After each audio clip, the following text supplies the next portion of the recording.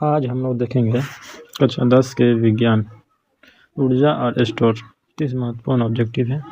कृपया ध्यान से देखें।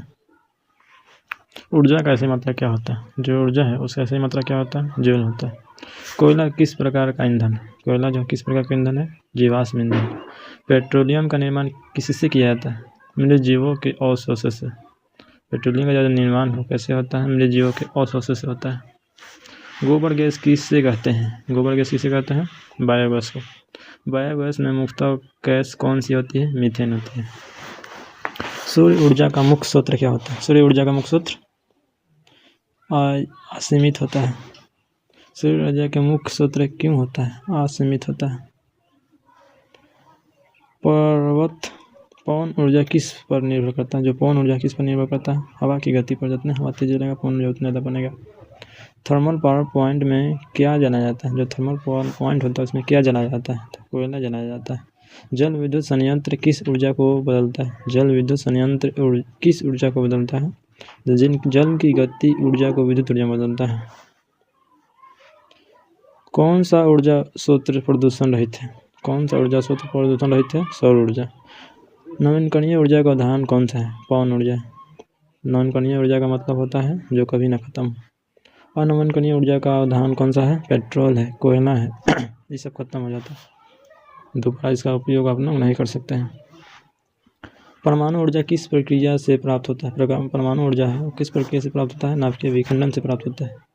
परमाणु ऊर्जा में प्रयुक्त ईंधन क्या होता है? परमाणु ऊर्जा में प्रयुक्त ईंधन क्या होता है? यूरेनियम होता है।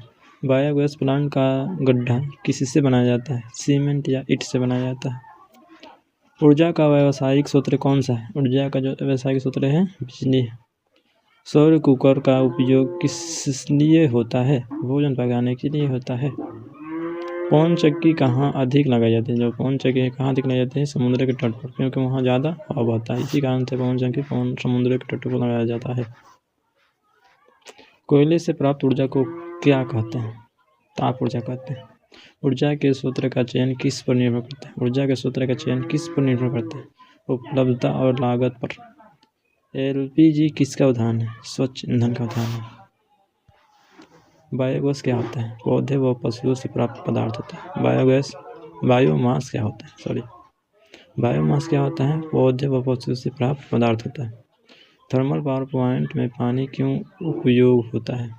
थर्मल पावर प्लांट में पानी क्यों उपयोग होता है? भाप बनाने के लिए।